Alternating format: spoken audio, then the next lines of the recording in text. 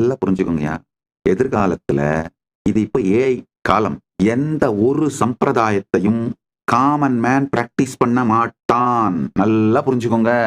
Common man இப்ப என்ன பண்ணுவான்னா டெய்லரிங் தான் பண்ணுவாங்க. பெஸ்ட் சைவத்துல இருக்கிற பெஸ்ட் பிரின்சிபிள்ஸ் எடுத்துப்பாங்க, வைணவத்துல இருக்கிற பெஸ்ட் பிரின்சிபிள்ஸ் எடுத்துப்பாங்க, சாக்தத்துல இருக்கிற பெஸ்ட் பிரின்சிபிள்ஸ் எடுத்துப்பாங்க, யோகத்துல இருக்கிற பெஸ்ட் பிரின்சிபிள்ஸ் எடுத்துப்பாங்க, சித்தாந்தத்துல இருக்கிற பெஸ்ட் பிரின்சிபிள்ஸ் எடுத்துப்பாங்க.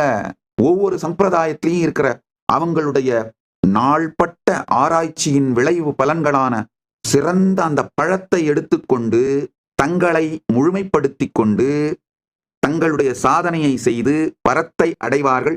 எதிர்காலத்துல இப்படி மட்டும்தான் ஆன்மீக தேடல் உடையவர்கள் செயல்பட போகிறார்கள். இப்படித்தான் இருக்க போகுது.